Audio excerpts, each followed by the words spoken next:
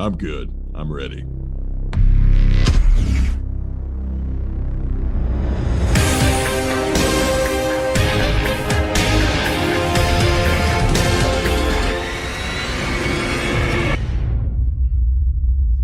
What's up, everybody, and thank you for joining us on this episode of All in the Delivery, episode number 53.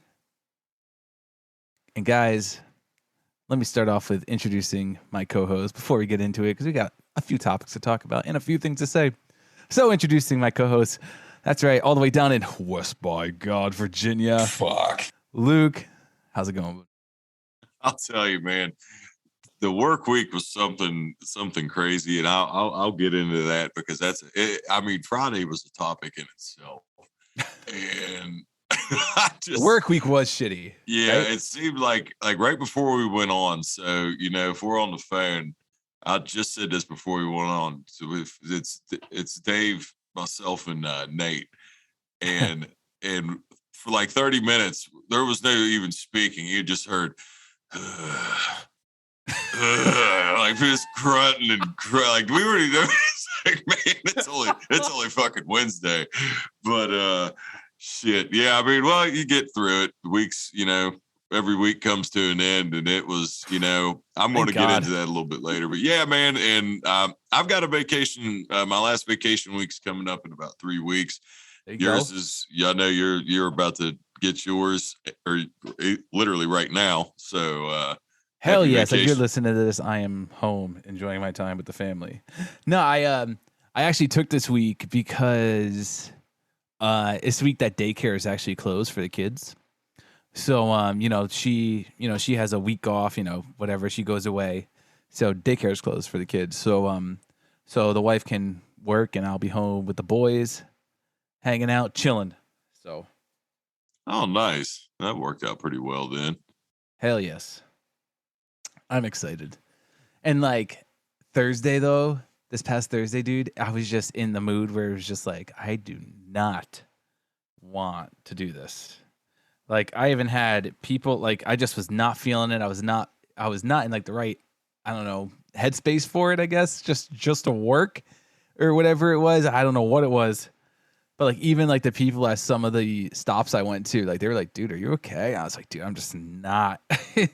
I am not feeling it today. You know what I mean? Like, you're there, but you're not there. Yeah.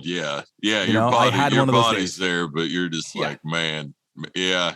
Mentally, and those are dangerous days sometimes, because those are days that those are days that are easy to slip. And in our line of work, in our line of work, when you slip, it's not, it's not good. I mean, even if it's that harmless, could be a big whoopsie. Yeah, even if it's harmless, it can still be a big whoopsie, depending on what you do. But yeah, also when I say slip, obviously the latter. But yeah, it's I know what you mean though. Those days are they're hard. They're just ones you got to will through.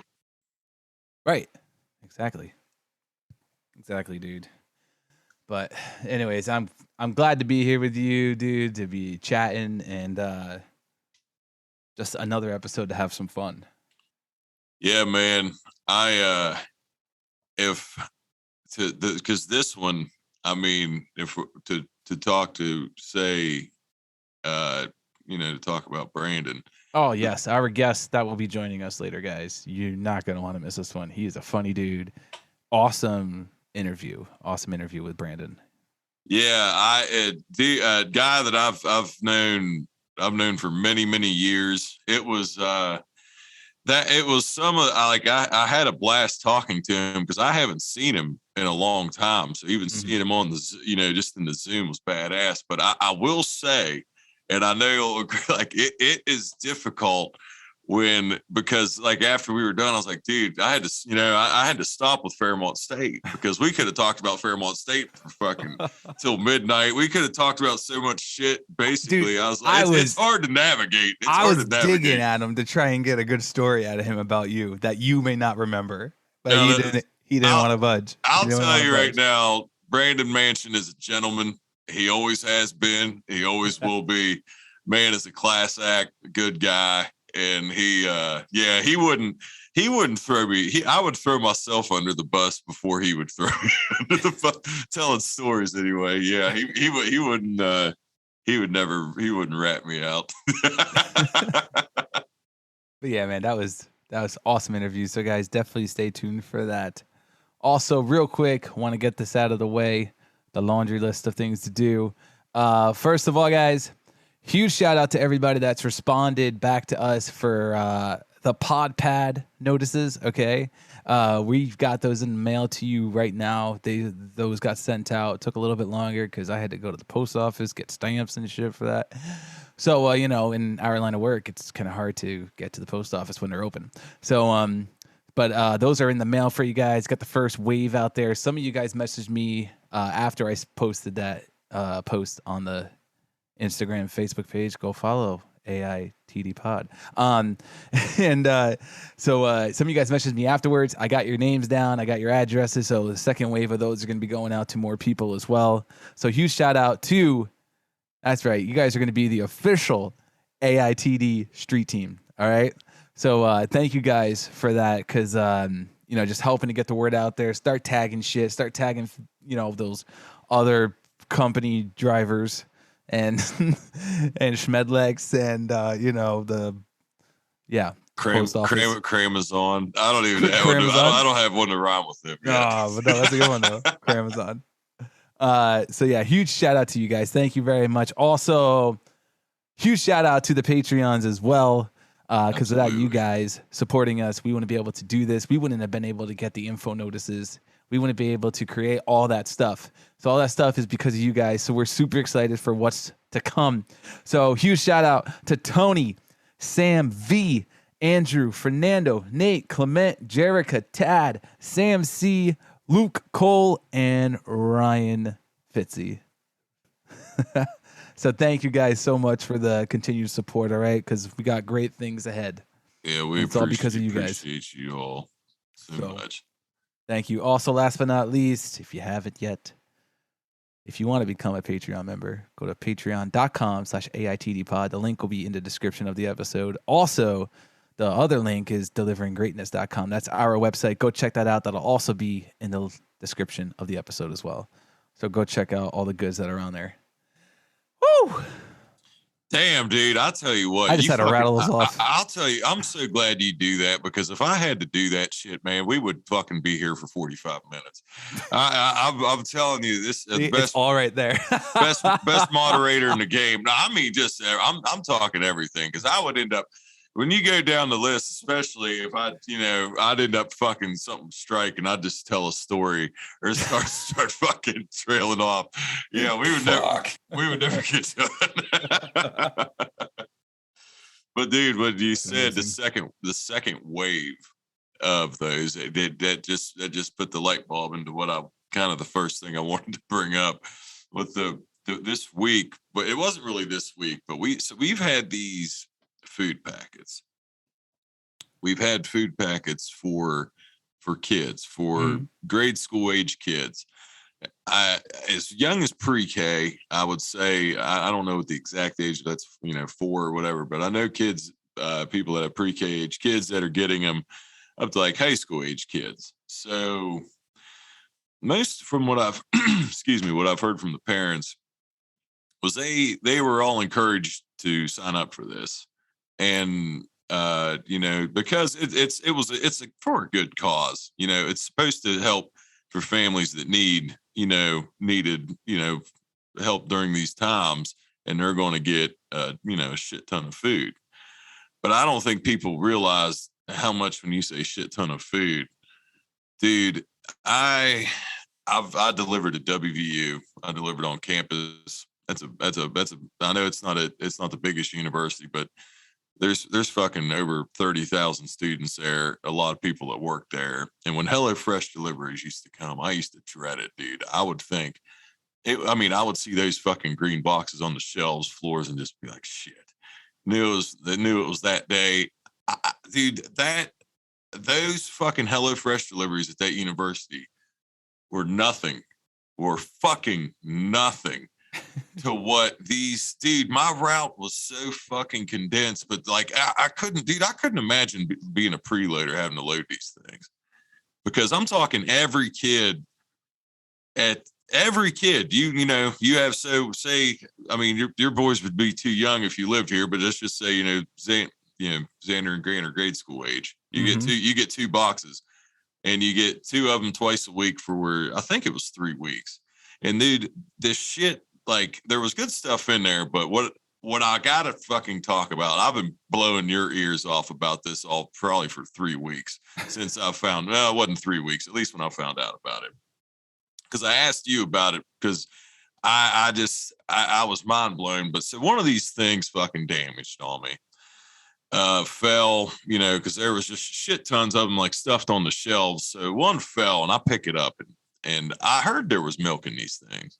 I'm assuming it's fucking powder milk, or, you know, whatever. I picked this fucking box up, and milk just fucking bleaking out of it.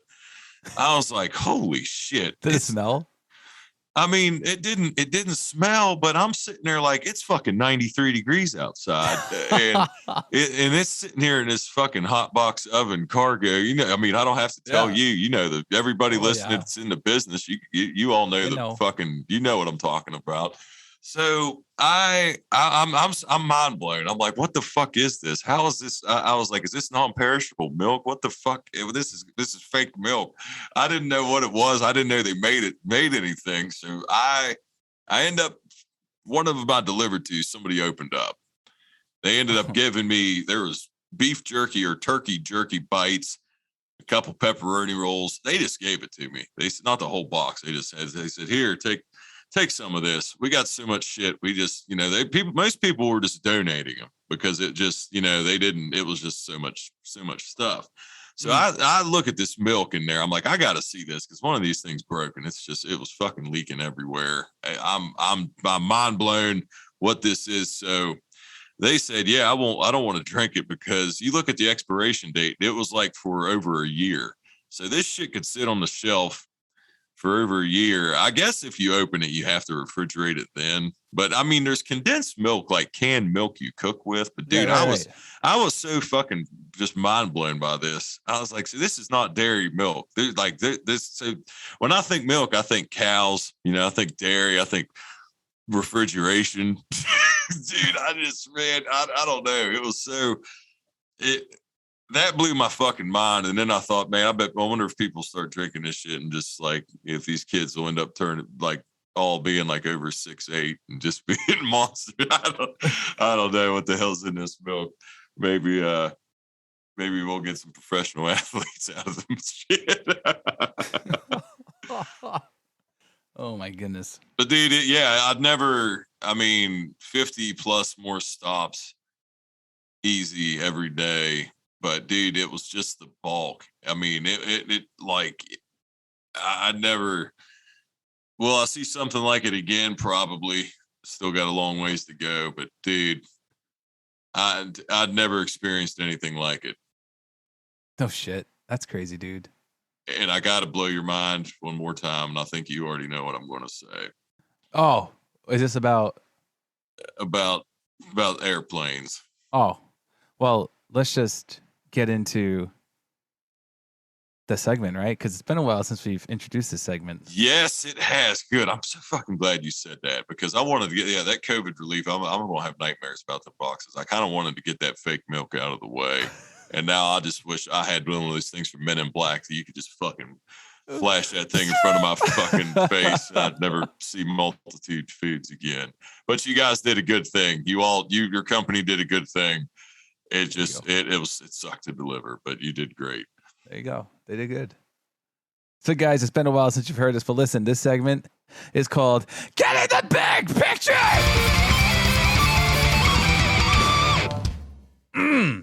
God, it's been a while since we heard that one. It has. God, it has. And I think that's because we haven't had any guests really recently either.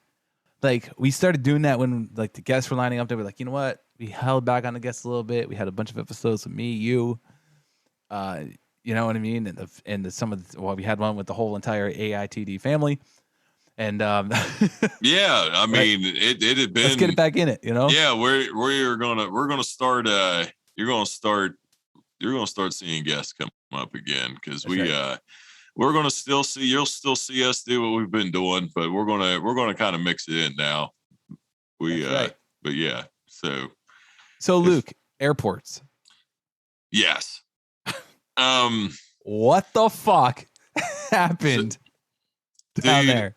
I'll just say for everybody that's under the under the quote unquote company banner for the new if there's any new listeners, that's the brown one.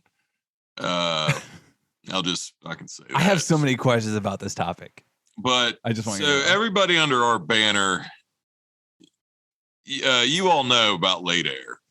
We've all had late air, and sometimes it's weather, sometimes it's mechanical, sometimes they just don't fucking tell you and it's just late and it doesn't matter because your day's gonna fucking suck. And so we had late air Friday, the last wave of the COVID food packets. I mean, the last wave to get them all out. So the worst day of the COVID of the end. I mean, the finish line was right there, and it was like you were fighting Mike Tyson at the end of Punch Out, dude. Anyway. It fucking so we find out fucking air's late, and I come to find out why, because I'm not gonna give his name out, but he came up to me literally. He was like, "Hey, I got something you might want to talk about on your podcast." And I'm like, what the fuck's going to come out of his mouth? I don't know what's coming. I was like, late air? No, I'm not going to talk about that. We all know what fucking late air is. It's not, right. That's not anything we want to hear about. But the cause of the late air was that two planes backed into each other. And I think they were both company planes as far as I know. And they either, but from what I understood, I didn't think planes could go in reverse. Exactly. That's my question. Like, usually they're being guided out by some like little fucking car that's like hooked onto it. You know what I mean? It's pushing it backwards and shit, and like lining it up for them. Yeah. And I was just thinking, I was like, man, it's not like they can just get two like box trucks and off the lot and just, switch them out real quick. I was like, that's a god, dude. But the company thought they had issues with us backing. Yeah. So then, aircraft. So we don't, of course, and like you're hearing people give like smart ass comments like, what's the 5 seeing habits in an airplane and all this shit. and I was like, yeah, I was thinking, I was like, well, you can't aim high on steering with an airplane because you're a long ways up in the air. But anyways, yeah, that we had late air on the last day of these record number food packets that have just kicked everybody's fucking ass. And I mean, it just was the perfect storm for an absolute shit day. Jesus. To end it. I mean, what a week. It was hard. Two planes backing into each other somehow. Yeah. You can't make that nuts. shit up, man. Right. You can't. And hey, real quick, speaking of storms, you said the perfect storm. Speaking of storms, we're about to get hit with this hurricane that's coming right up the coast here. Oh, and it's gonna be like hitting us it's gonna be hitting Connecticut, Massachusetts, Long Island. So any of y'all working out there today, listening, Monday here, in that storm, y'all be safe out there, right? So keep it safe out there, everyone. Yeah, that shit, man. What a week to have off, because I saw that on the Weather Channel. That fuck, man, that's coming right at you. Coming right up to the fucking New York City and Long Island and shit. So be safe out there, because we're expecting a fuck ton of rain. Yeah, don't start playing hard music and start thinking you can beat the storm. Wait to see a telephone pole get snapped in half before your private parts go in your stomach. Don't do that. I'm not sure if you've seen the doc recently. So I kind of put a serious question in there, and this may throw you one. This may throw you for one, okay? I didn't see it, so yeah, it And might well, be so right. here, first of all, just Okay. take it as it is, live here. Everyone's All right, gonna yeah. see it, all right, Luke? Here's All the right. question I want to ask, and I'll answer two, okay? And then we'll get into the question of the week, and then our interview with Brandon. Here's my question: what does success look like to you? Ooh. Well, I mean, What would you qualify for, like, as success? Like, what would you? I don't know, qualify is the right word, but what would you? Success. What does success look like to you? you know, this is going to be I'm not using this as an example, but I am using it as an example, but I'm not saying success is Mhm. George Young. Do you know who George Young is? Have you ever Mhm. heard of that name? The guy from movie Blow. So when I watched that movie, and I know it was based on a true story. However, in this scene, you don't know, but there's a Right. scene in this movie when like his dad, Ray Liotta, is visiting him after he's kind of made it. He's really rolling, Yeah. and private, you know, property, the cars, everything, and his dad asks him, he's like, it's good if it makes you happy. He's like, it's nice to have nice things, George. It's good if it makes you happy. His wife was pregnant, and he's like, "Are you happy, George?" Like talking about, and he's like, "Yeah, yeah, for the moment I am happy." Now, like it was just so, it was like nonchalant, you know Right. what I mean? And I Yeah. always thought to myself, like, I feel like as far that to answer that question, as far as wealth, to put it in like dollars, I don't really think because there's some people, I mean, we've talked about fucking Bezos on here and people know who Elon Musk are. I mean, there's people that have ridiculous amounts of wealth Mm-hmm. that, you could always drive to do more. But for me, I would say really, if you can look back and just, one, if you have the chance to look back, I'll say that is a success in itself because Mm. people, like my mother, she didn't have that.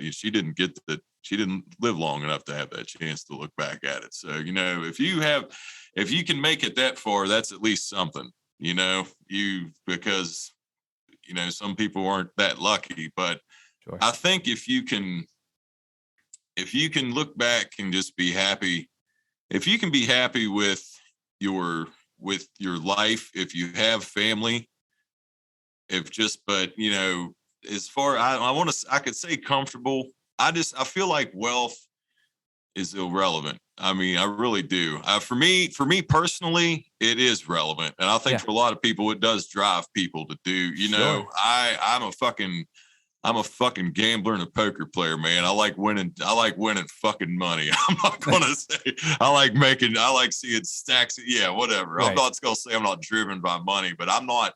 I wouldn't look at that as as a success of that doesn't define who No. you are. You know what I mean? That's just a guilty pleasure. Yeah, it is, and unfortunately, it does drive. I mean, it's impossible not to because you still, especially this day and age, like you can't just. It's not like it. I hate to say the American dream is still alive and fucking Mm. well. I will never not say that again. You hear, shout out to Geo with his talking about with his episode of Father's Love. Yeah. That American dream is fucking very much alive. It is Mhm. alive, but it's hard if to make it. You have to have make some money Sure. because credit, getting houses, cars, anything, you can't just, you're going to have to have something. Mm-hmm. But it doesn't. I don't. Yeah, that's a hard one to answer. But I would like. Yeah, money doesn't. If you're successful, make a lot of money, fucking awesome. But Right. I feel like it's more of how you treat other people and how you Mhm. spent. I feel like, to quote Forrest Gump, man, Mom always said that there was only so much wealth a man needed. He gave. I'm just fucking all over with it. But yeah, that would be. I think if you can just look back on your life as an overall success and how people view you, and if you treated others well, Mm. and you can you weren't you achieved what you wanted to achieve, Sure. then that would be my answer. Interesting. So mine, the way I pictured this was success to me would be like right now in my life, I feel successful. You know? I'm not I'm not fucking rich. I ain't got the money like fucking Jeff Bezos or Elon Musk does. You know what I mean? Shit. I mean, yeah, I know. To me, I but feel who fucking like does? right, like I feel like the lifestyle that I've chosen, the lifestyle that I live, and where I am at in life, I feel successful. I feel success, and I don't know if that's because I'm like, okay, I'm married. Me and my wife bought a house. All right. I guess that goes back to kind of like the American dream, sort of. I know the American dream can mean different things to people, but Right. I got married. We bought a house. We have a roof over our heads. Okay. We're not living in a fucking, under the bridge. All right. Right. We now we have 2 kids. And we're still able to support the kids. I'm able to support the family. She works too. It's not just me. But, we're able to support the family together and keep the roof over our heads and keep the food on the table for us and the kids. Like, that's just success to me. You know what I mean? Like, I do. And like you said, there's obviously more, I guess if you want to call it success, there's more success to be captured, maybe. You know what I mean? Like, I guess it depends like how far you'd want to take it. Like, if you're saying like you have dreams and you haven't, like you said, Luke, people, if you've done everything you've wanted to do, and you've captured all that, then that would be success. So I guess there'd be more that what people would want, but then I guess that kind of goes away from the whole like money side, I guess, really. Cause like there, I mean, for like me personally, I would love to fucking build a recording studio in my shed out back where I could put all this equipment, the podcast equipment, the musical instruments, like everything like that. Like, that would be awesome. And then that would be like, that would be success to me too. Cause I'm like, this is fucking sweet. This is what I wanted. I fucking made it into a reality. I made it come true. I feel successful because I brought this imagination to life and, there it is. But simple terms, I feel successful because I got, I'm here, I'm alive. I'm fucking got a roof over my head. I'm able to put food on the family, or I'm able to put food on the table for the family. And, yeah, you know what I mean? I can tell you, no, go ahead. Sorry. No, sorry. And like, I wonder like what it would be like though, like if we asked somebody who doesn't have this, somebody who is, I know I joked about living under the bridge, but like, like I wonder what their version of success would be.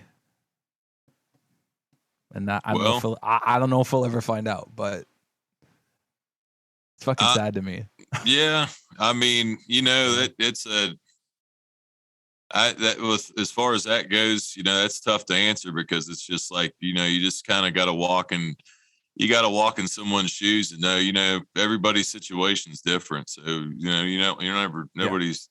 nobody ever plans to end up like that, but unfortunately it does. Yeah, it does happen. But I wanted to say though, I can say out from somebody outside looking in, that I didn't, hadn't met your dad until we did the podcast and hearing him talk and, being retired, obviously you guys resemble each other. I thought, I was like, I saw a lot of you in him and I could tell, I was like, man, it's weird how you can just like, obviously you can't predict the future, but I was just like, when I was hearing you say that, I was like, fuck, I was here. His dad was talking about, when he was going back and everything, and like he raised you, and I don't know your sister, but I know you raised both.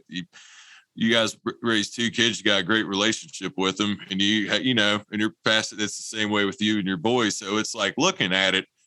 It's like, it's just like, I wouldn't, it's, your lives, I'm not going to say you're going to live the exact same life, but I'm saying the principles and the moral part of it, you know what I mean? Like you can see that, dude. It's definitely there. So yeah, I'd say definitely a success, brother.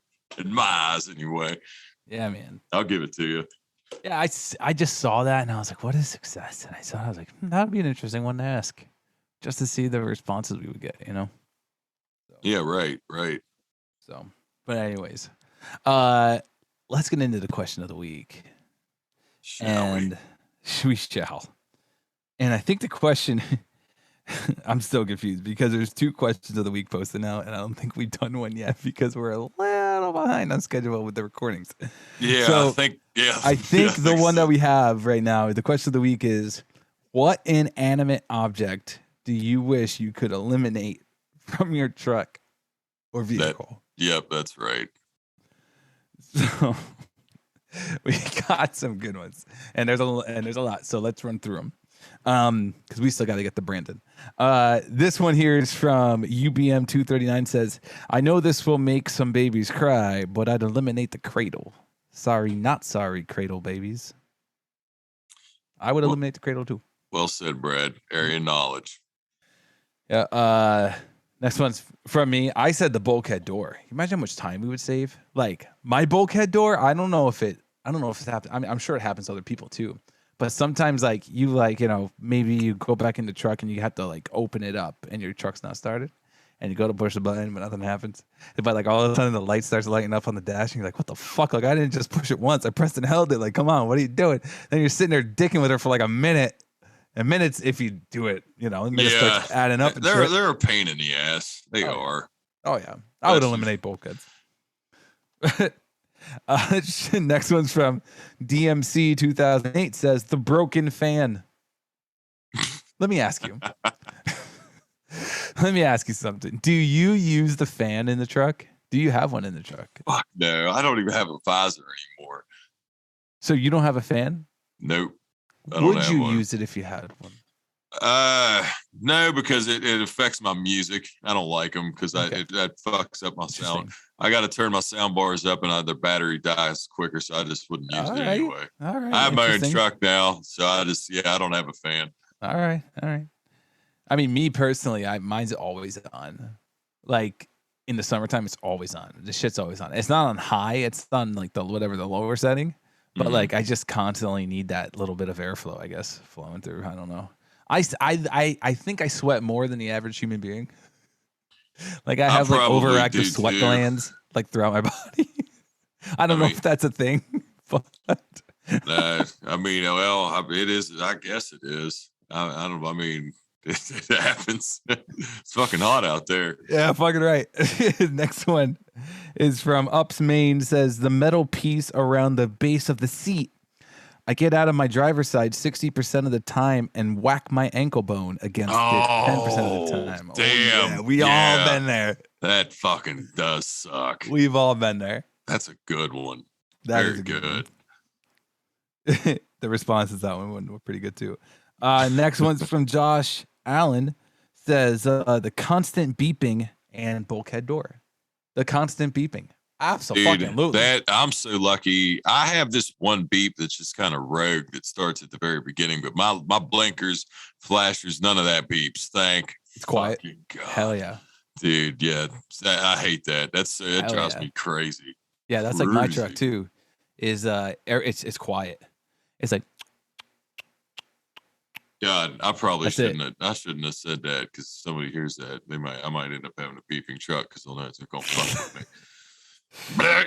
We can cut it out. No, fuck it. Next one's from shout out to Albert Brown, Man and Brown. Says supervisor ride-alongs. Fuck. Want to eliminate the supervisor ride-alongs. Well said. Well said. Yeah, I mean, there's going to be cameras in there. Can't they just be like on screen or something? Right? Like, can you just stay at the building and watch me? Communicate with me that way. Next one. Shout out to Tony Cook. Tony says, all of those damn inanimate boxes that keep reappearing every damn day. It's like a bad dream that keeps reoccurring. It really is. It really I've is. always said, man, it'd be like a version of, I hate to say a version of hell, but it fucking would be. A version of hell would be a package cart never emptied. Like if you just got done and it just re fucking filled itself. Next one here is from Colby Holloway. Colby says, and also, did he say something already? Because I feel like he said something twice. There he is. He says, the cameras for those who have one, but those aren't inanimate because they are alive and have feelings. Ooh, I like that. Damn, that's good. That's a good one. He said that to Caleb? Or Colby Holloway. Yep. Yeah. That's a good one. This next one is from RJ. RJ says the brakes. Living life in the fast lane, brother. Dude, he would. Oh my God. That eliminates some problems. That's for sure. This one, I've never seen this guy comment before, but what a name. Shout out to the Mullet Man Ups driver. The Mullet Man Holy shit. says the front windshields. I mean, imagine the wind you'd get. Yeah, totally, dude. You get some good airflow. Won't even need the fans at that point. Yeah, but man, because you imagine oh God, what if it rained? Fuck it. Yeah, well, what if it snowed? This one I'm not even. Yeah, you're fucked. This one I'm not even going to try to pronounce. But his name's Steven. Steven says it's Dosher grams. Dosher grams. There you go. I don't know. Something. Sorry, Steven. Steven says the telematic sensors. Yeah, those. To give a quick story about telematic sensors, we had a guy that was a center manager that retired, and this was before I was driving. I was just a pre-litter, and he loved to follow people around, and he retired right before telematics became a thing. I said, I'm not gonna say his name. I said, yeah, that fucking guy. He would, if he was still here, he'd have said, "Oh bullshit! This computer gonna tell me what the fuck I'm seeing." Dude, I wish he could have stayed 6 months longer. Eh? Oh my God, what I would have given to have him be sit for 6 more months. But okay, go ahead. That's good. Next one is from where did I go? Next one here is from Tyson T. Sobey. Says all the flipping beeps. Yep. Yeah. Beeping's a popular one right now. Another one from Colby also says roughly a 3-foot square of the roof, because why not? Why not? Yeah. Probably a fucking sunroof in there. Probably be a lot cooler. Probably. Next one's from Sir Stang 67 says the green light of doom that somehow always comes on at about 3:00 when I'm having a good Friday. Well said. It's true. Green light of death. This one here is from B-Dub. Says the governor 68 doesn't cut it on the highway, but also the cradle as well. Now listen. Do you know what the governor is? Because I just found out from this question of the week what the governor is. Yes, I know what the governor is. I've never heard that term before. Have you not? Since I've worked at the company, yes. I've never heard that term. You but never heard that like a car either? The governor? No. That's when you can't go it's your cap. It's going to be your top speed cap, right? And you're a good answer, because that's a pain in the ass, especially like when you're trying to get by a semi on the highway, and then that fucking governor goes off and you go, fuck. And then it passes you up. Yeah. Yeah, governor. Well, you learned something. I learned it from this question of the week, because we have another one that's later on that I will read. There you go, Brandon. Yeah, you thought Dave's. Absolutely. This one here is from Jerica. Shout out to Jerica. Jerica Green Thumb says, Let's get rid of the fucking stairs and the step in the back. Drop that bad boy on some bags and make it lay frame.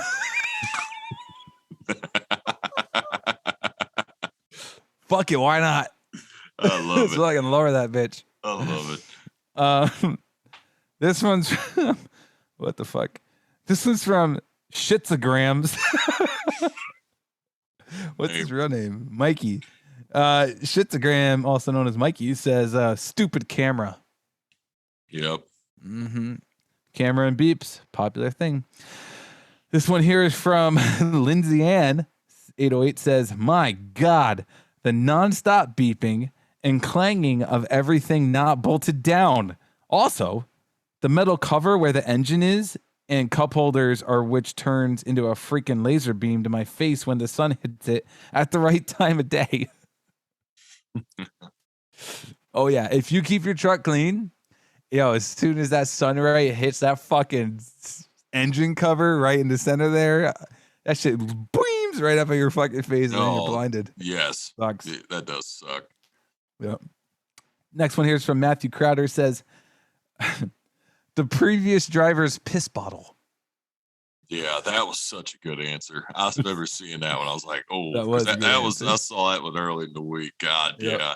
So I felt that one. So many of us felt that one for sure. Oh, yeah. This one here is from Savino. I believe it is. S. Savino says, the ACT's button shit. The ACT's button shit to blows heat. Shit. What? Shit to blows heat. Come on, buddy. You're making me look like a fucking idiot because you can't hold on. Sound it out for me. I sounded it out perfectly. That's just how it's fucking written. Come on, Savino. Throw me a bone, bro. Fucking, I'm reading what you write. You make me sound like the idiot. You fucking Ron Burgundy over here. It says the AC. The AC, okay. The ACT's button shit to blows heat. I think he's saying the heat because there's no AC. He's just saying get rid of it all. Get rid of that shit. I'm assuming it's a warmer climate where he's at because that's point. Yeah, because if you don't need a heater, think about that. We don't have AC. It's New Jersey. Oh well, God. Well, it still blows out hot fucking air. It still blows out hot fucking air. That is my. That's. I don't know. Right. I'm done. Next one is from Ben Ingersoll 3. Fuck. Hey, god damn it. Man, it's been a while since I've struggled. This one's from Ben. Ben says lane departure warning and following distance warning. So here. I believe he took this to his personal car and not the company vehicles. Fuck. I was gonna say, like, do you have the lane departure warning and following distance warning in your van or truck, whatever you're driving for work? I mean, I thought it was just work related, but I think this guy took it to his personal car. Dude, they might be some of them might be going that hardcore. They're gonna get you in your purse, dude. I mean, it's a matter of time till we have them in our trucks, right? Oh god, yeah. Next, fuck, I got a headache. Damn, dude. Next one is from Gotwood Ford. There's a lot of new fucking names here. Holy shit. Way to be, guys. Everybody commenting. Way to fucking be. Way to be going on, Dave Butcher. Giving me fucking a hard time here. I'm not seeing the usual names. This one's from Gotwood Ford. Says management. See, I love these, man. Oh shit. Yeah, I mean, touche. That's good. Yeah. This one here is from Asteria 5280. Shout out to Vivian. Says the governor, speed racer for life. I'll tell you. There's the governor again. So I knew it at that time. I was like, wait a second, I know what this is. And I don't know if I'll say that real quick because I don't know if anybody still has any old time standards left, but some of those old manual transmissions, man, I remember some of them would get up to like 90 on the highway. Damn. There was one that flew, but yeah, those were older ones. But anyways, fuck. That's incredible. This next one is from Jerica. Jerica again says, wait, what the fuck? Did you just say that twice, Jerica? Oh man, these guys are really screwing me up. Why is that posted twice on there? Never mind. That's the same thing we said the first time. This one here is from Miller Gang _5 says, fucking Costco boxes. Fuck Costco. True. They shove the shit in there. You know what boxes I haven't seen in a while? Speaking of people shoving a lot of shit in boxes. You remember that one company called Boxed? That had the colorful boxes. They were like green, purple, like pastel color boxes. Yeah, that's true. You did. I haven't seen those in a while.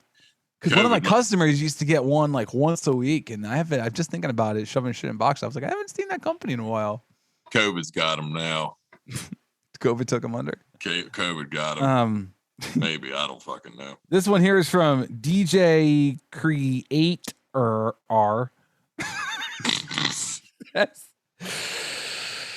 This one's also known as Tim. Tim says the hello leaking fresh all over my shelves. The remnants won't go away. Don't you love that? And then you said his name, Tim. Tim, when you fucking take those and they're just slimy and nasty on the bottom, and then you're like, oh, here you go, born fucking appetit, man. It's all nasty. This one here is from what a name. This one here is from KY Gels. Fan of the KY jelly. Fuck. This is a great question of the week segment. Jeez. Holy shit. I love all these new people joining in, dude. You guys got to join in more often. This is awesome. This one's from KY Gels. Says the whole truck, LOL. And then I had to comment. I said, what happened? You want to walk all those off? What? If you want to get rid of the whole truck, you're going to walk all of them off, bud. Oh, fuck. Next one's from Park Right. Park Right. Wait, oh my God. Make the bulkhead door taller. Dude, I know there's like I think it's the 500, dude. I'll crack the top. Like, I'm just tall enough where I'll fucking catch my head on that. So, oh, shit. Oh man, dude. Yeah, if they're 500s, I think the back of them are lower. Like, dude, I mean, I'm 6'1", so I barely get it, but it gets my oh yeah, that good fucking answer. Good answer. There you go. This one here is from Those Three Dudes podcast. Shout out to them. Recently new Patreon member. Those Three Dudes podcast says the jump seat, then there is no random helper and an extra 80 to 100 stops during peak. Yeah. That you might just, and the helper may or may not help you. So, yeah, I agree. That is true. I agree with you three. Or if that's Luke. That's true. And now we got a couple. Name, that's all right. We got a couple here too on Facebook as well. Facebook was chiming in. This is how big of a popular question this was. This one here is from Alan Fair. Says the jump seat, but it's always a good time to see your supervisor get soaked from the water coming in from the holes in the floor. That's a good one. This one here is from Trey Graves. Says the beeping mechanism. Shout out to Slammer. Slammer on Facebook says the dust. He wants to eliminate the dust because this shit it's true. The shit gets dirty back there, man. You start picking up boxes, your arms are fucking just disgustingly black. Speaking of Slammer, today's the 21st, right? Yeah. What did he have his match? I think Slammer had a match tonight. I'm pretty that's sure right. He called out, I think, or something, or used the day. Yeah, because he's on vacation. So best of hope you got. I don't want to say hope. Go get him, Slammer. Go fucking get him. That tiger. He leg dropped his ass. I know that. I know. Oh yeah. Next one here is from this was Brown Man and Brown on Instagram, but over here on Facebook, replying himself. I'll repeat what I post on Instagram. Supervisor ride-alongs talk about useless and inanimate, always in the way. Laughing face emoji. It's true. They're like, come on, let's go, bro. Get the fuck out of my way. Next one here is from Dustin Coakley. Coakley. I think it's Coakley. He says the packages that get loaded in it. Let's get rid of the packages. Fuck it. Last but not least, and then we'll get into Brandon. This one's from Richard K. Helm Jr. says the cold air dial when there is never cold air. So it's cool. So we got a lot of repeats there, but it's awesome that everyone's thinking the same way. We all fucking know, you know? Oh, yeah. Yeah, man. Damn, that was a good one. That was a good one. Hot damn. That was a good one. I'm also looking forward to next week's as well. Next week's is going to be fun too. Absolutely.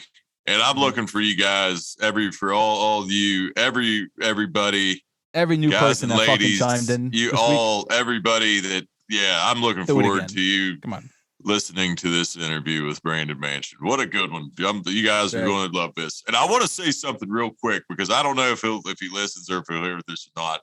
But shout out to Joe, Bitey Joe. He's like I said, I played football with him 1 year. He was a Fairmont State brother, but I laughed because I know because Brandon had said you'd lost some weight, and I hadn't seen you in a long time, and because I told that story when he was telling Brandon how to lose weight, because I said before I can talk about big people because I'm a big person. I can't get canceled because technically I'm considered obese by my height and body mass. So I'm good.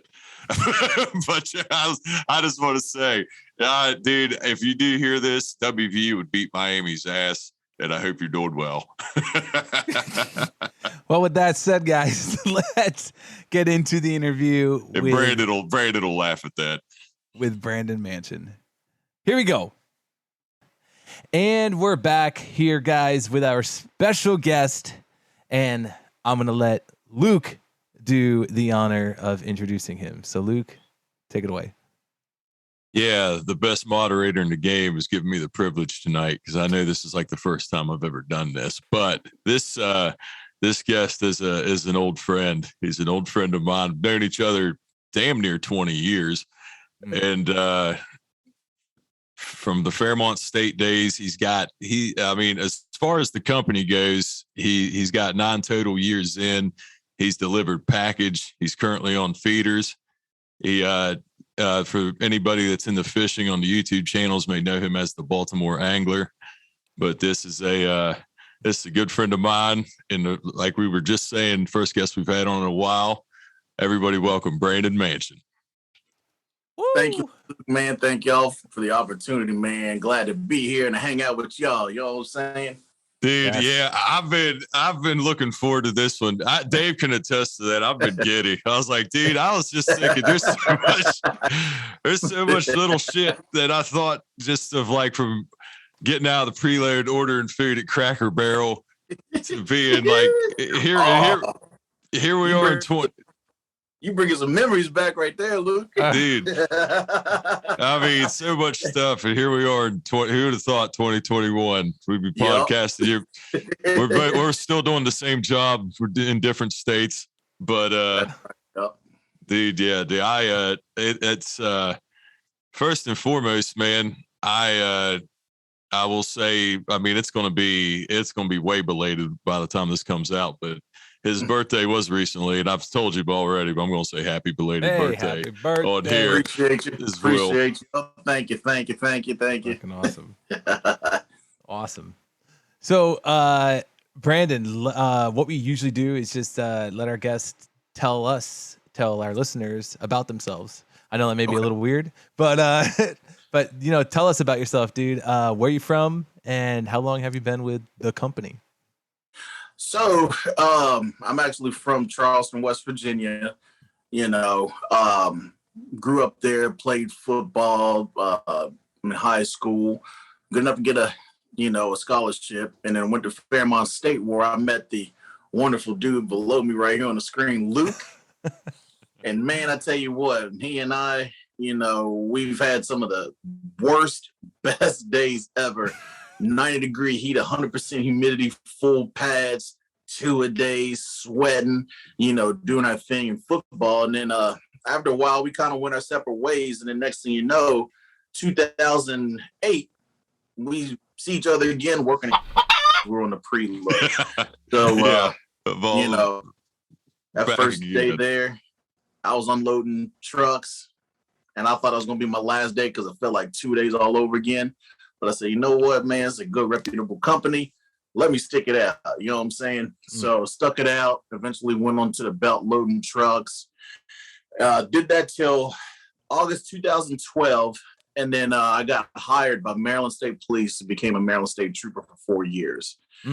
That job, there is no, it's an okay job. You either love it or you hate it. There's days I absolutely loved it. There's days that I would look outside, look at my police car, I would get sick to my stomach. You know what I'm saying?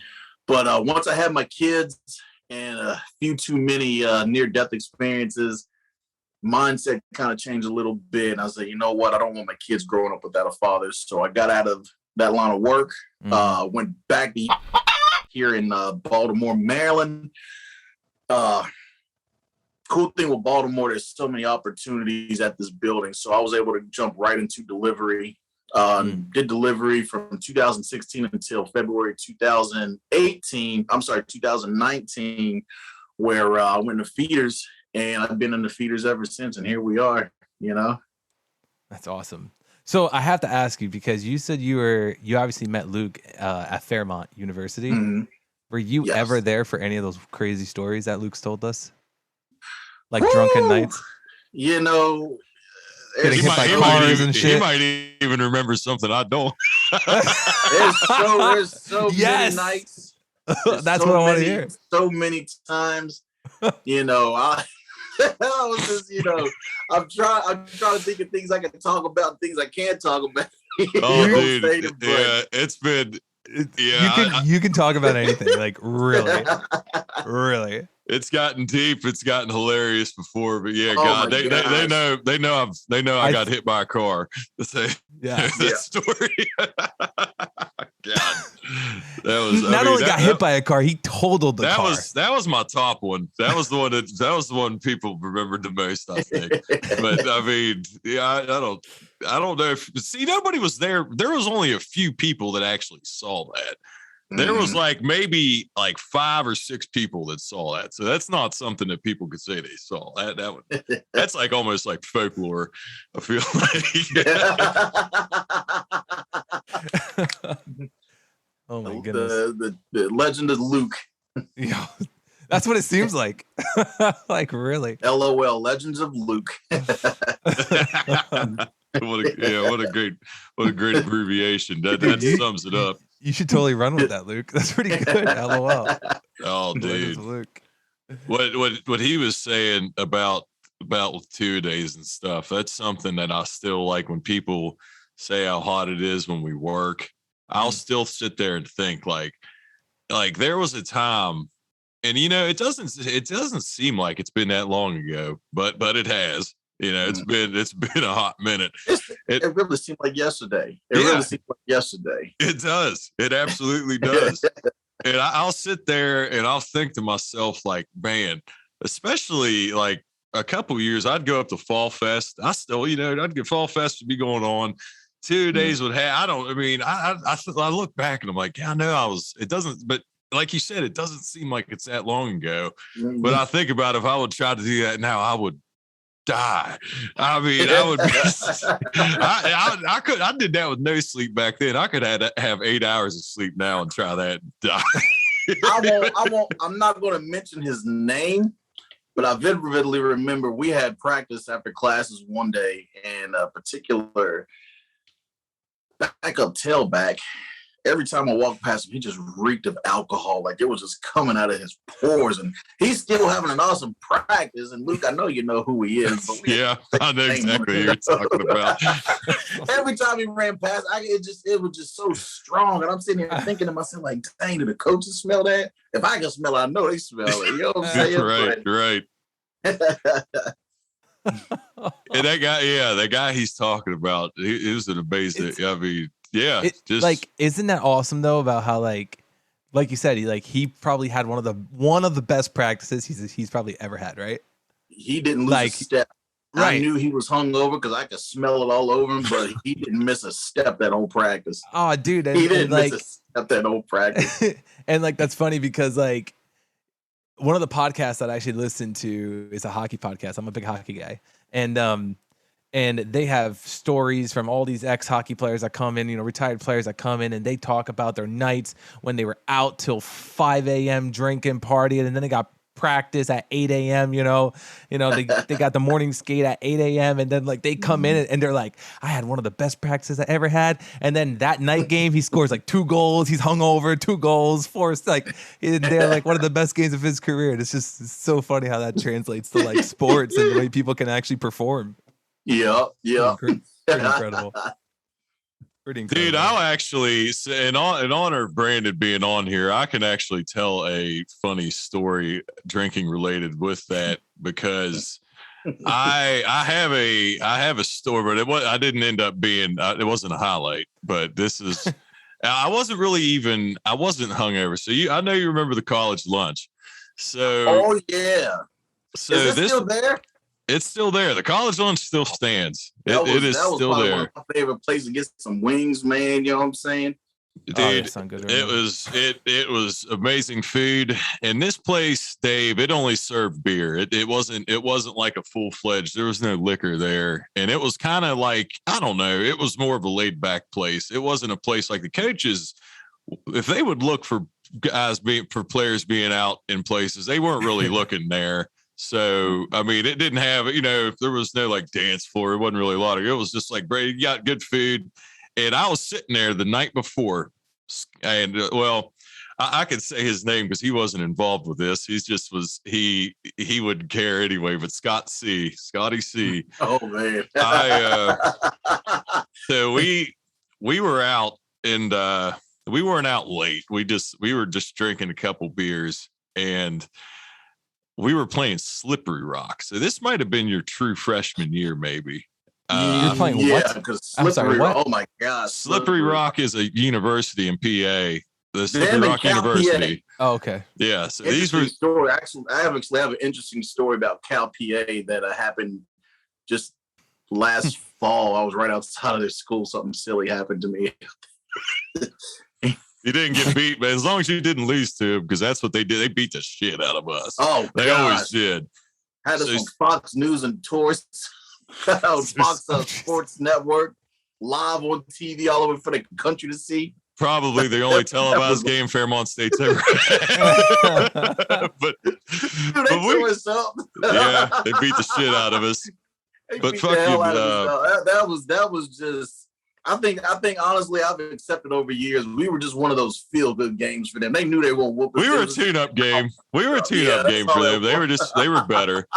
So that's what I'm telling Scott. So we're playing Slippery Rock the next day, and he's like worried. Like I'm sitting there, we're both backups. I'm like, dude, we're not going to play tomorrow. You know that, man. I was like, we're not going to beat Slippery Rock's ass.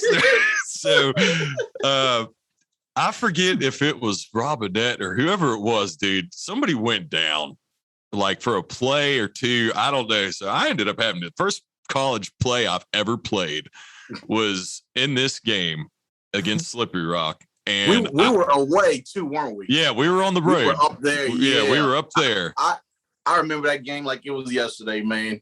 So yeah, it was like 49. I mean, they beat the shit out of us. And so first, I get in, dude. And the first, I'm sitting there and I'm nervous as shit. And I'm like, man, I wasn't hungover or anything, but I wasn't like really feeling that great because I still didn't really sleep much. But I was like, God, it's all right. I just give myself, I'm like starting to will myself and, pump myself up. And I'm like fucking getting ready. So this is on this. They had a turf field. Yeah, I remember that.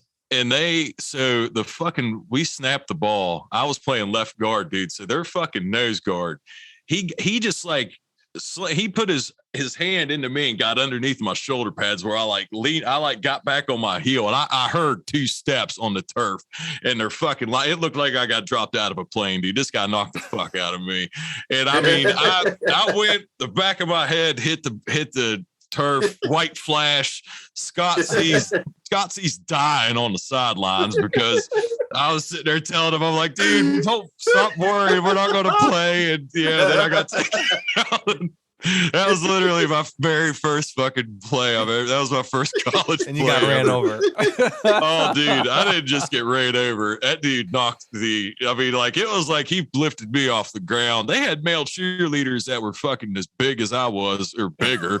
And I was like, dude, these motherfuckers, for being D2, they were, but see, they didn't win. They never won a national championship or anything. So who knows what like the national championship schools would have done to us. But either way, we had fun. Cal PA was the powerhouse around that time, man. Cal PA was just So let me tell Dave to say this with the TV game that he's talking about real quick. Mm. So Fairmont State's Division II, so we're not a big school. We're not getting televised games. So this was a big deal. This was a big deal. They even the local books even had a spread on the game, dude. It was a big deal. And he like he said, they beat the shit out of us. And we were sitting there. I remember we kept our helmets on the sidelines because we knew it was done. And we didn't want TV cameras catching us laughing or like having fun because we were getting beat like 42-6. It's like, hey, everyone got to keep their mouthpiece and their helmet on so they can't see us laugh. Oh shit. See, that was my first season, man. I knew I was chilling because they told me I was redshirting, but I get to dress the game, so I'm kind of just like a bench warmer. I knew I wasn't going in. And then my second season, I really only played on the field goal when we'd score. And it was Concord. I think we went to triple overtime with them. That was the first time I started. And that was the first I played that full game. Oh, my gosh. I had to ice my whole body after that because I hadn't really played a hard game like that since my high school days. And I was like, oh. And I learned real fast. There's a lot more shit talking in college than there is in high school. Oh, dude. Yeah. Oh, man. Some of them guys are artists with the way they can talk some shit. You know what I'm saying? Like, they're just so artistic with how they just put it together. Like, dang, I ain't never heard that. That was beautiful. Say it again. What? Dude, and then I came out of retirement and played a game at 29 and 30. And talk about shit talking. It was like, especially the one game, because we didn't know any of the players. I was like, I'd been working for the company for a while. I was like, been driving. It's like, it's like, you're telling me I can hit somebody for real. This is not like flag football. They had a third game, this alumni stuff, man. But I had fun doing it, but I didn't play in the third one, man. I didn't want to roll the dice anymore. But I could only play like, dude. Yeah, no matter how good a shape you think you can get in, you're never going to be. It wears you out, man. Yeah, what team was that we played? We went like 7 overtimes with them in the mud and rain and piss and everything. You remember that game? I do, man. God, that was a trench warfare. I can't think off the top of my head, but our field was so bad. It was just like the hash marks was just marked in mud. There wasn't even grass left. That was a wild, muddy game, man. And what about that crazy fight we got into at Weber International last game of the season? See, I was done then, but I was there. Oh, okay. I was there because I only played 3 years. I played 3 years and was done so. But but no, what was I was saying, okay, with Fairmont State, I got story. Well, either it doesn't have to be Fairmont State because there's another story I was telling Dave about that is work related that I know you're going to remember this. And I just have it in here as DMX Dog Bark center manager, Mary. Oh, snap. Do you remember this? Do you remember this? Oh, man. Oh, my goodness. And she's not employed anymore. Before you go on, I got to process that because Mary held a special place in my heart, and I don't mean that well. I don't mean that as a good All right. If there was one person on this earth I couldn't stand, it was her. I could second that. I'm not going to say what I want to say, but yeah, she walked around like she had something to prove. And yeah. She was. I'll say it for you. She was a man. She walked around, had to prove that she had a bigger dick than every man working in that place. That woman was on a mission to prove that she was Big Dick Mary working that place and running. Yeah. But I'll go ahead while you're processing it. I'll just go ahead and narrate this thing. So this man had a pretty good DMX impression. Rest in peace. And what he said about, I mean, I may end up having you bleep that out because I feel bad calling her that, but man, Mary wasn't well liked. She really wasn't. Even including Baltimore, all the managers I've ever worked under, she was my least favorite, including the ones in Baltimore. For real. So he's in the donut splitting boxes up. So where this is at, it's right by the office, right by where her office is. So I don't remember how we got you started doing the DMX barks, but we just yelled up there and he started doing it. She comes outside. I don't know exactly what she says to you. I don't know if you remember. I know she yelled at you like stop it or something. She like slammed the door. It was kind of weird. But we come to find out the next day because whoever it was somebody's driver helper. They said, yeah, Mary wasn't in a good mood. She had to put her dog to sleep yesterday. Oh, yeah, that's right. And I said, man, Dave, you know me, you know how much I love dogs. I was like, probably anybody else in the world I'd feel bad for, but I laughed hysterically at that. I was like, man, that's kind of funny because we didn't know. Yeah. We had no idea. Meanwhile, he's up there barking. We had fun, man. The managers always really try to harp on us and all that stuff. We made our own fun in there, man. We just, cut up, have a good time, but we like he said, we did have fun. We had a good time. We had good people, and I would give him a shout to I won't give a full name, but I know if he listens he'll know who it is. But we had Joe who would go to he'd take us to Cracker Barrel, and sometimes he would, and we ended up going without him. But Joe, I gotta say this real quick. So Joe's big man. He's probably, he is 6'5" something. Yeah, he's a stupid dude. And I don't know how much he weighs now, but Joe's big. He's big man. Big man. He's lost a lot of weight since then too, and he's kept it off too. So I don't know if this is Joe just an employee or is he? He at the time he was a part-time supervisor in charge of the unload. Yeah. You. He'd be screaming. He was a huge Miami Hurricanes fan. Yeah. But what he was telling you how to lose, or giving you tips how to lose weight. He was eating them knockoff Oreos. He's just swinging his legs, going, "You just gotta drink that water." Just drink that water. That's all you got. You just drink that water. You be good. He's just eating sleeves of off-brand Oreos, telling him how to lose weight. And see, I think he's from Alabama, and when he gets excited, starts talking fast, you cannot understand a word he is saying. You can't understand a word he is saying. He gets excited, starts talking about right. Yeah, oh, dude, and that's how when he said the "you" thing. That's because when he get excited talking about Miami, you wouldn't hear nothing in it. Be the "you." You'd hear that. That'd be the only thing you'd decipher out of the whole conversation. That'd be it. That's all you hear. Okay, he talking about football because he just said the "you." Nah, man. What about Cracker Barrel with him? Nah, Bill. I don't know. Well, if you started in 2008, then you were only a year out because I started in 2007, so I'd only been there a year.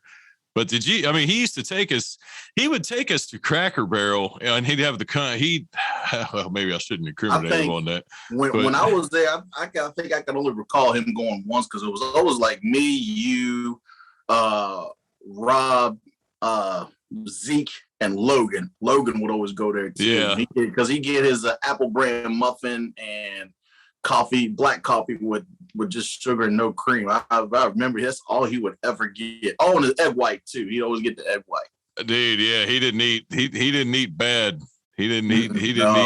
He'd freak out. This dude, if he would get, I don't know if he's not that bad now. Logan, I don't know if you listen or not, but I'm pretty sure I don't have to remember to ask him. Dude, I gotta get an apple bread muffin with an egg white and a black coffee with some sugar.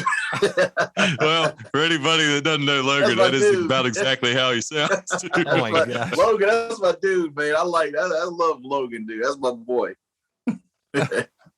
But so you delivered a couple years though in Fairmont though, right? You were actually right. Actually went away for 6 months for basic training in the Army, and then when I came back, me and Rob, we decided to go get our training, and we actually had to go to Newsstand to become certified drivers. At the time, it was just like air driver. After we deliver, supervisor come, hey, you want to deliver some air? Sure, I'll go deliver some air. And I was always getting in trouble because I would either have a non-white undershirt or I would forget to shave and stuff, you know. But right when I left in 2012, I believe it was like 2 slots before I had the opportunity to go full time because Robbie, I think he was just starting to deliver every day. And then Anthony Lewis was after him, and then I was after Anthony Lewis. And so, you know. Old so Teddy. You said you went to training? Yes, so, Army base. It was called OSA, One Station Unit Training, where you do your basic training and your AIT all in one sitting. So I was there from, I want to say, January 2010 to May 2010. Yeah, right at the end of May is when I got out of basic training, and then I went to the National Guard with my unit, which was 154th Military Police Company. Awesome. Based out of Moundsville. Well, thank you for your service. Thank you. Appreciate it, brother. Moundsville, that is also West by God, Virginia, Dave. Yes. It's awesome. So, and then package car driving, and then you left for the state police? Yes, I was looking to go into law enforcement, you know, and with law enforcement, when you apply, you kind of have to treat it like you're applying to colleges, apply everywhere. You know, I had tested for Wheeling Police, tested for Columbus Police Department and Maryland State Police. West Virginia State Police was actually had applied for. And the thing with West Virginia State Police, when they start their hiring process, they have a set number of people they want to go through the hiring process and they cut it off. I missed that cutoff of like 2 slots. So I was like, dang. So I started shopping around and looked at Columbus Police Department, started testing with them. Then we had training as an Army National Guard unit out in Maryland. And that was the first time I met a Maryland State Trooper. And I was like, oh, man, he seems pretty squared away. So let me go do some research, start the hiring process with them, the way they operate. After you go through your orientation, they mail you out you take your PT test and then you take your general knowledge test, and then they mail you out your packet. That packet, when you make all your copies and everything and fill everything out exactly how they tell you to fill it out, that thing weighed about 15 pounds when I sent it back to them. And that hiring process took like 11 months. And when it came down to it, it was either going to be Columbus Police Department or Maryland State Police, whoever offers me a job first. Maryland State Police offered a job. Hey, we want to offer you a job. We want you to start the academy on August 12th, 2012. You report to this building at 5:30 a.m. Okay, cool. So went to Chris, our manager at the time, said, hey, man, I just got hired by Maryland State Police. I got to leave. Okay, man, blah, blah, blah. Good luck to you. Boom, boom, boom. All right. And had drill that weekend. And then drove to Maryland, and boy, I tell you what, my heart was pounding because they want you in a black suit, white shirt, black tie, shine shoes. Rolled up there at 5:30 in the morning. There's a long line of cars, and they were all the cadets. And all I can hear was, hurry up, get out of here, move, just yelling and screaming. I knew what it was. Oh, yeah. And at this point, I had a decision. I was like, okay, I done took my whole life and moved it to Maryland. I don't know anybody out here. I can stick it out and do this, or I can haul tail in out of here and go back to West Virginia. But the problem is I terminated my lease, so I ain't got nowhere to go. So we stuck it out, man. That was those first couple of weeks were wild, but it did get fun after a while. You know, when you do your evoc training, driving the police cars and practicing your pursuits, they'll actually have our helicopters who were joining on the pursuit put a spotlight on the car. You're actually getting the real effects of what it's like to actually be in a pursuit. Shit, yeah. And next thing you know, here comes graduation day, man, and it became real after the graduation ceremony. And I'm walking out. I still got my pistol on my side. I'm like, whoa, feels weird. Because afterwards, we normally just put them back in our lock boxes and go back to training. I'm like, this thing is actually loaded. It took a little while to get used to it, but now I'm not going to go into police stories because we will seriously be here till 7 a.m. tomorrow morning talking about I got so many doggone stories, man. But I'm sure. It came down to, I stopped a car one night coming out of Baltimore, and they were flying 85 and 55. And I pulled them over. I got out the car. Normally, you could see people just kind of turning the lights on, going in the glove box, looking for their stuff. And, you know, they're just kind of looking around, just don't know what's going on, seeing where's the officer. And when I pulled this car over, everybody was just standing completely still. Nobody in that car was moving. It was just like, looked like some statues. I was like, something's not right about this car. So when I got to the trunk, touched the trunk, and I stopped, and that's when they turned all their lights off and they took off. So we got in a pursuit, and we went through 83 northbound from Baltimore City up on the 695 interloop, and we hopped on 83 northbound, the Harrisburg Expressway, and we got off at Timonium Road. So we got off at Timonium Road. They run through a couple of red lights. Now we're in a residential neighborhood going 90 miles an hour in a 30 mile an hour zone. I do not feel comfortable, so I kind of back off, lose sight of them, come to a T in a road. I don't see any tire marks or anything to indicate which way they went. So I turn around, go back down Timonium Road, and that's when there's a whole bunch of people outside flagging me down. Said, hey, there's a car that just crashed over there. There's a car crashed over there. So we get over there. Car's empty. There's the odor of marijuana coming from the car. You know, there's rap music playing. I'm thinking, at the time, we're just thinking, you know, they just probably smoking some weed, got freaked out and stuff. Couldn't find them because they had long gone. Well, we get a tow truck, tow it out of there, and thinking that's that. And we found out the cars are rental cars. So fast forward 3 hours, I'm back on patrol. The PCO comes across the radio, Golden Ring to R27. Please call it back as soon as possible. Copy that. All right. So we called it back. They said, hey, that car belonged to so-and-so who rented it. He actually got carjacked by 3 armed guys out of Baltimore. And when you stopped them, they were actively trying to get away from that. So they were 3 armed dudes. Yeah. You know, I just had my youngest daughter at the time. And then when you become a parent, you start kind of thinking about stuff a little bit. And I'm like, dang, what if they decide to fight me? I'm done, man. I'm not here having this conversation with y'all. So that's when, you know, I decided to, you know, maybe it's time to get out of this line of work, and went back, man. And, you know, and that's how I got back in August 2016. Damn. And it was kind of, and I'll tell you, it was culture shock going back, because my first day I walked in there, I smelled the same smells that I smelled at the Fairmont building. Everything just kind of started coming back to me like, what? Am I fucking really cardboard? That it's just like a smell of sage and cardboard. That's all you smell in any facility. And it's like, whoa, am I really back here? Oh my gosh, I'm really wearing this brown uniform. And I kid you not, there's the building manager now. He was an on-road soup at the time who trained me. He could be Mary's brother.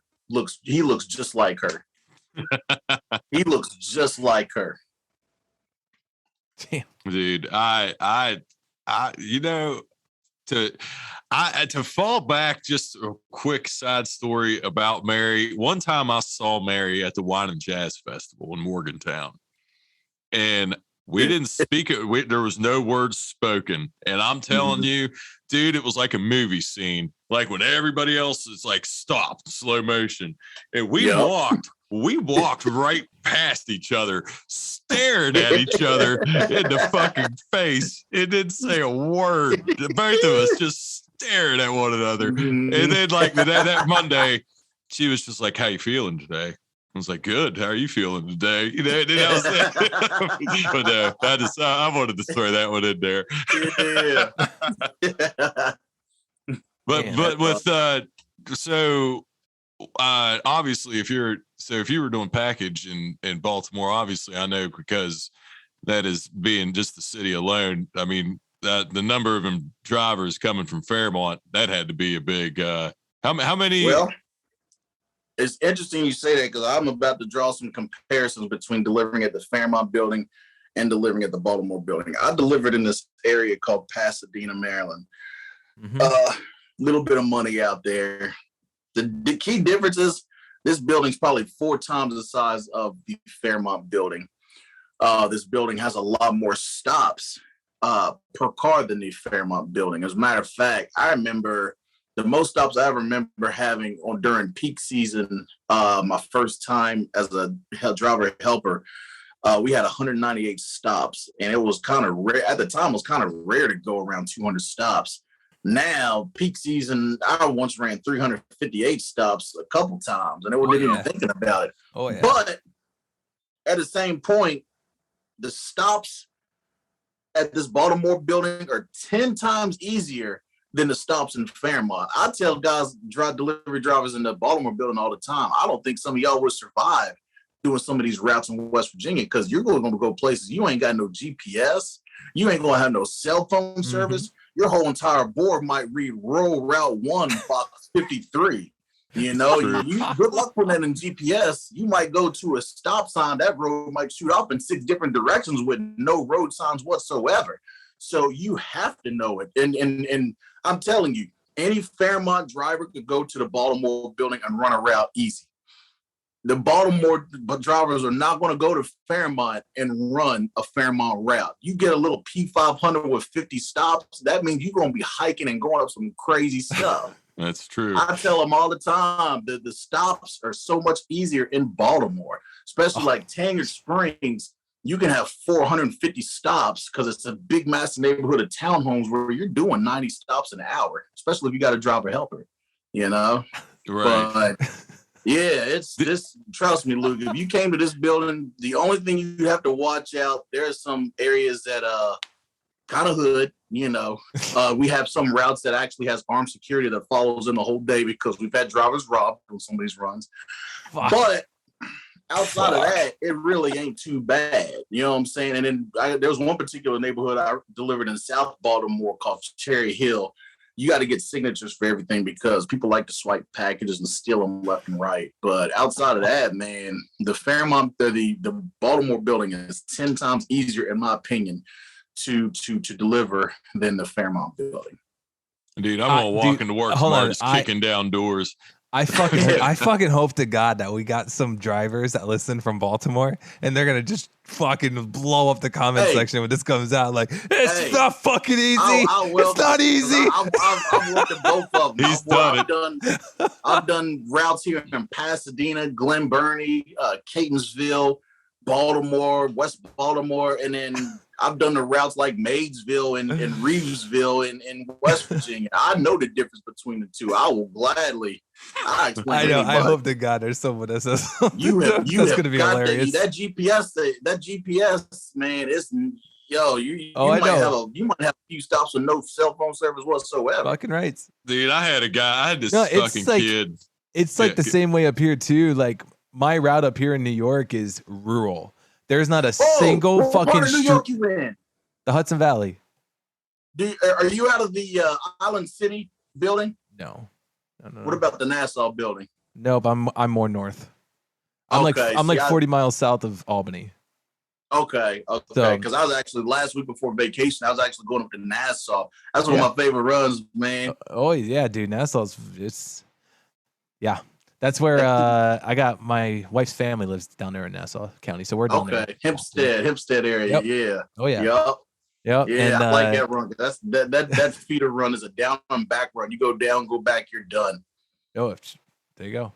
I love that. How much better you like feeder driving than package car driving? Oh, dude, it's like night and day, man. I mean, I remember because I used to, when I first got to Baltimore building, when I got my first run, which was the Brownsville route, everything was so easy on that run. And because all the routes in Maryland and Baltimore, Maryland area are so much easier than West Virginia, I was able to just murder the route. So I was in that mindset, boom, boom, boom, boom, let me get out of here, bam, bam, bam. Okay, cool. I was the first one back in the building. I didn't really care. And then next thing you know, typical company, they reward you with more stops. Oh yeah. If someone else is flagging, they're going to give you more stops, And so that's what was happening. And it was to the point where I was delivering 200 to 250 stops a day. Come Friday, I'm so sore. I'm limping in the building and I'm limping out. And it's like, dang, I just feel so beaten tired. And I'm sitting there thinking, I don't know if I can keep up with this for the next 30 years or however long I plan on being. And so, after that, I started, there was another guy I delivered with he just always seemed angry all the time in the Baltimore building, just irritated. When he got to feeders, his whole demeanor, his attitude just changed. He's always smiling. He was so happy. And I was like, dang on, he just sold me right there. And then two, the simple fact that you don't have to pay to go to school. You pays for that for you. So it's just your non-productive week. You have to give them that week for free. And in my eyes, that was a fair trade-off because now I don't have to spend tens of thousands of dollars for driving school.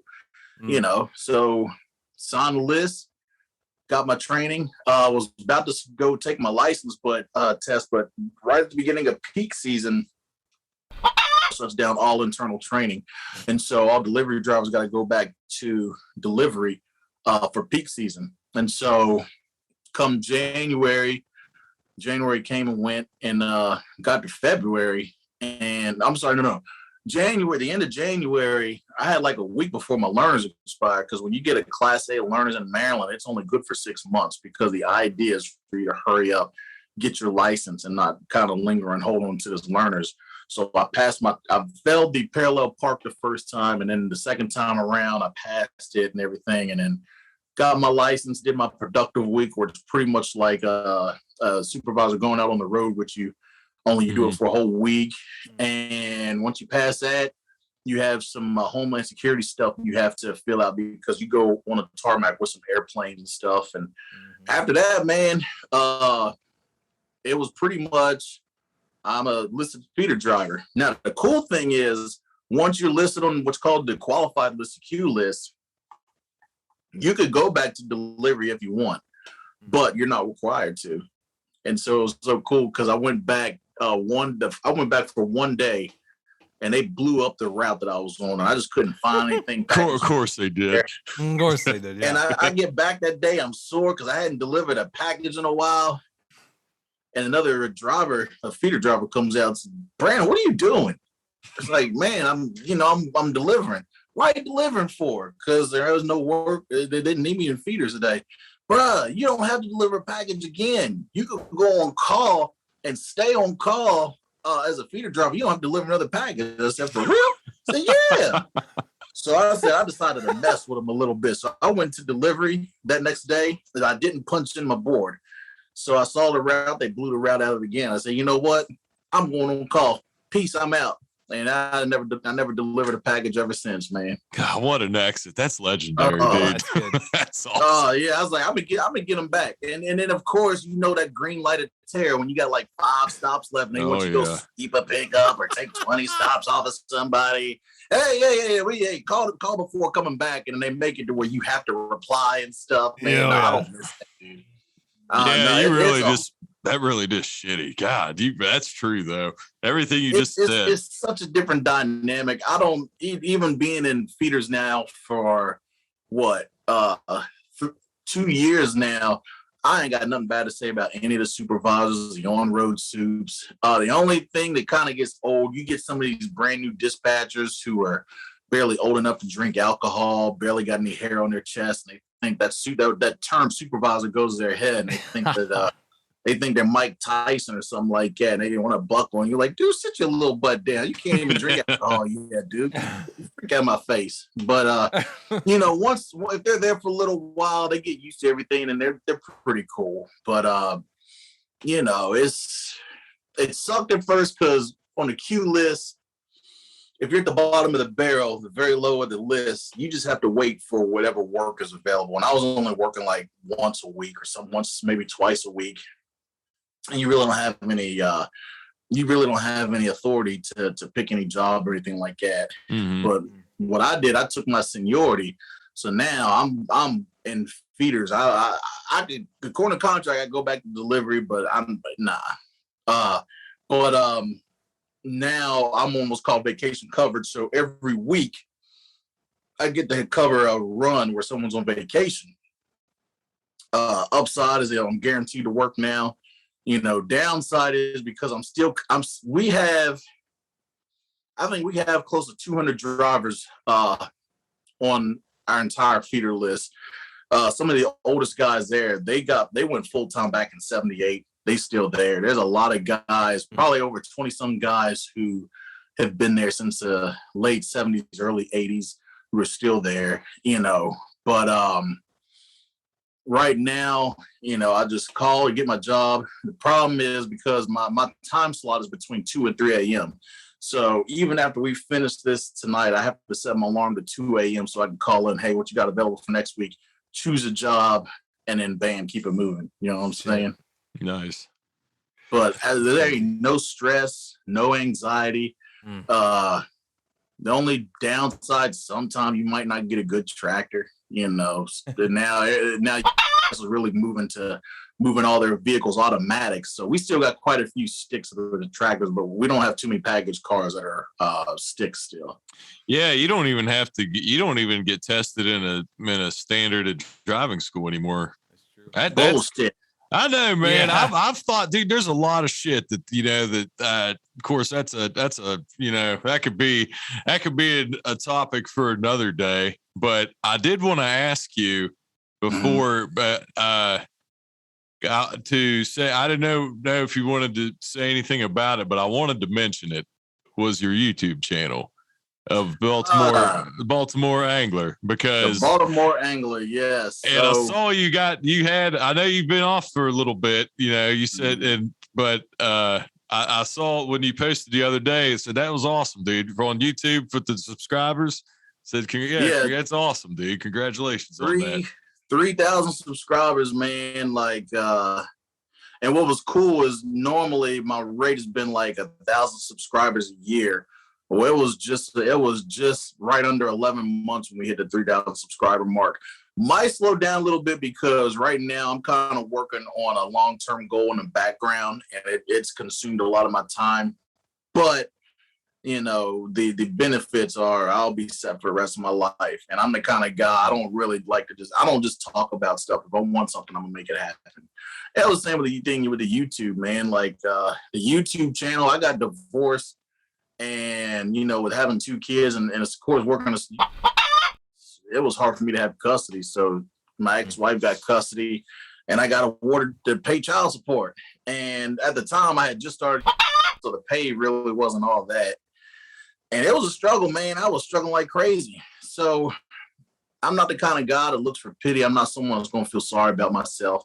Been fishing all my life. I know how to clean fish. So what am I going to do? The few bucks I have in my pocket, I didn't have to decide between putting gas in a vehicle or getting groceries. I'll just put gas in the vehicle. I go catch my food. If I got a little bit left, I go get some ramen noodles. It wasn't no big deal. And I started really liking the fishing in Maryland because of just how geographically diverse the state is. You go saltwater fishing, brackish, freshwater fishing.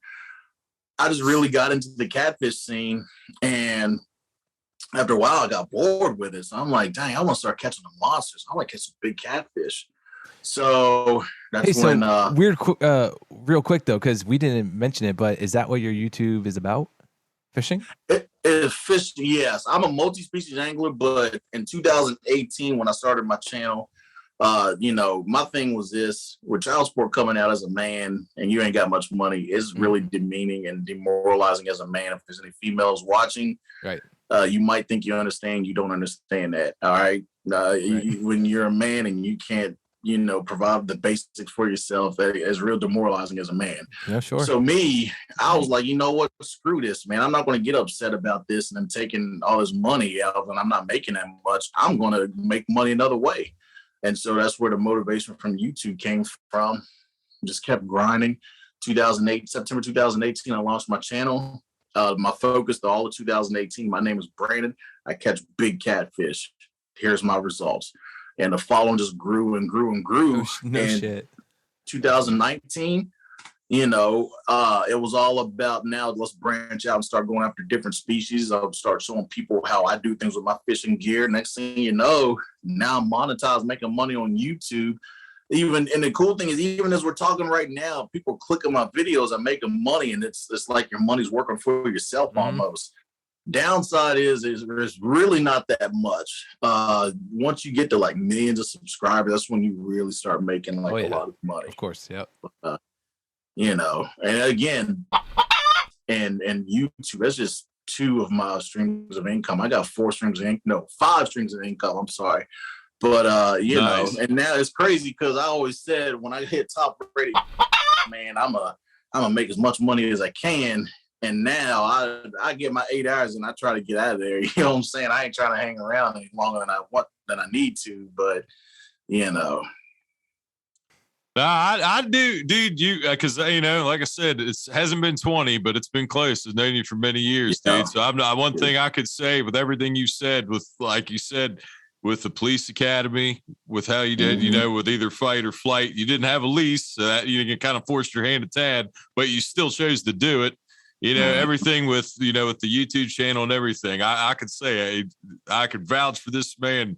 You don't do anything half-assed, man. You definitely are driven, and it's it shows. It shows. It's prevalent. One thing I learned, man, it took me into my 30s to learn, do the things that nobody else is going to do. My mindset is, everybody wants a piece of the pie. Everybody wants a slice of that pie. Man, screw that. You can have a slice. Give me the whole fucking pie. You know what I'm saying? That's my mindset. That's exactly why that's why I haven't really been fishing so much, because I'm so motivated on what I'm working toward. I don't want to say it out loud, but I'm working on something, man. And people talk about just being like financial hardships. There's so much money out there up for grabs. If you just kind of put the time and do a little research and see how to get it, man. There's so much money out there up for grabs, man. It's just, what are you willing to do to get a piece of it? You know what I'm saying? That's it, dude. That's it, man. That's fucking lootly. Well said. Well said. Hey, I'm a motivated individual, man. If I want something, I'm gonna get it one way or another. I don't take no for an answer. I'm just gonna find another way to get a yes out of you. That's all it is. That's all the fuck it is. You know what I'm saying? Love it. That's my mindset. That's how I go. And when I hit it, I ain't gonna be satisfied, because I know where the hell I'm gonna go after that too. There's man. More. I know where I want to end up. And when I hit my first goal, that's gonna lead to the second goal, gonna lead to the third goal. You know what I'm saying? Oh yeah. I don't talk about it because I don't want to be one of these people that's like, oh my goodness, he talks so much, but where's the proof? No, I'm gonna show you. You know what I'm saying? That's it. That's it, man. That's awesome. Luke, do you have anything else for Brandon? Dude, I mean, other than like I told you, I appreciate awesome. you, brother. It's been a long time, and dude, it's been so good having you come on. And I got your number, and I will keep in touch because I mean it's been good, man. It's been good. Yeah, man. I will say this: the one thing I probably miss about delivery, especially I noticed it when you be posting on your stories and stuff with all the dogs that you interact with. I do miss the dogs. I had some of them dogs trained on that route. That's my favorite perk of the job, man. I've had dogs that used to growl at me, and after a while working with them, they love me and they just wagging their tail when I walk up to the fence. I've had one dog that loved me that actually bit another driver. I was like, how the heck did dog bite you, dog? Like, bruh. Oh, yeah. Expensive, man. That and the customers, man, especially the customers that knew you by your first name, that was pretty cool. You really don't get that too much in feeders, so, but. Yeah, that's the difference of it, dude. But that others, you said a lot of good things. I still I understand why you're sticking with feeders. I get it because he definitely sold me. I mean, I'm gonna stay put for now, but but still, I'm saying it. Yeah. It's a whole. It's so laid back, The manager, if a supervisor messes with you and feeders, you probably deserved it because you got to do something stupid to really mess up. The only way you can get injured, slipping off the footsteps if you're getting in and out of the tractor, or if you're trying to mishandle a dolly, that's probably the most physical thing you're going to do in feeders is messing with that dolly when you put a set of doubles together. We do triples as well, but that's out past Interstate 80 and west of Ohio and the West Coast. They got triples and stuff, but over here it's just we had shout out to Corey Wagner before we wrap it up. Corey, she's a feeder driver in Montana, but dude, we saw that was first thing we saw was the triples. We were like, holy shit. Yeah. and then the 48-foot long boxes, they'll put those as doubles too. It's the wildest thing when you go out on Interstate 80, man. It's the wildest thing seeing that, man. It's like, whoa, you got a train. Am I seeing double? Oh no, it's a triple. Are you seeing double? I'm seeing triple. What? That's awesome. Well, Brandon, dude, thank you for joining us. And hey, I appreciate y'all having me on, man. Absolutely. And don't go anywhere so we can say goodbye off air. Okay, so hang tight for a second, guys. Thank you for joining us on this episode of On the Delivery. Don't forget to follow us on all the socials, deliveringgreatness.com. And Brandon, where can people follow you? Do you have a website or just your YouTube? Ooh, me? Yes. So you can follow me on Instagram, The Baltimore Angler, all one word. On Facebook, The Baltimore Angler. It's just that actual sentence is there are two spaces in between. And then I do have a Twitter, but I haven't used it in months.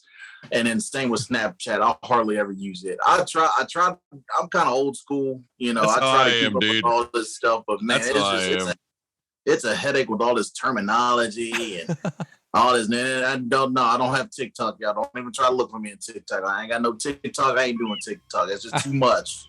It is too much. I could say that. Awesome. Yeah. Awesome. Well, guys, thank you again for joining us. Brandon, thank you again, dude, for your time. And everybody, continue delivering greatness. All right. We'll see you guys next week. Peace. Peace.